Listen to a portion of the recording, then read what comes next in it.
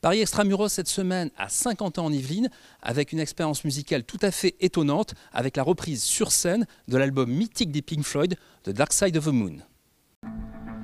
1973, les Pink Floyd révolutionnent l'histoire du rock avec cet album. Enregistré dans le célèbre studio d'Abbey Road, Dark Side of the Moon est avant-gardiste avec l'utilisation des premiers synthétiseurs analogiques. Résultat, un succès planétaire considérable.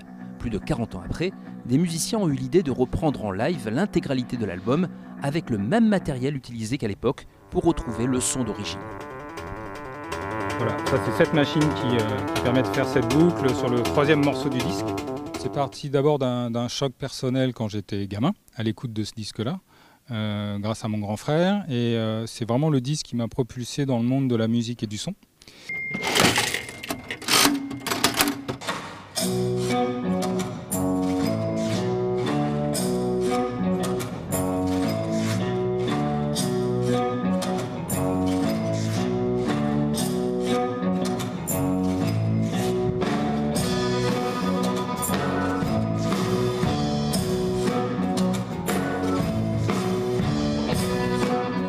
Pas ici pour imiter les Pink Floyd, on est là pour interpréter leur musique. Ça veut dire que visuellement, on a pensé la scénographie, on a pensé les lumières, mais pas du tout dans l'esprit Pink Floyd, même pas, je dirais, dans l'esprit pop.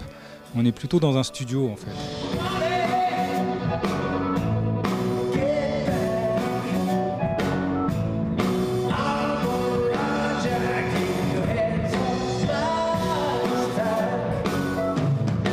Dans le spectacle, on a pris cette idée que c'est un vinyle, cet album. Donc on joue la première face d'une traite. Et voilà, un petit moment d'arrêt pour le changement de la face. Et puis on repart et on respecte cette idée d'une continuité. C'est-à-dire qu'on ne fractionne pas les morceaux.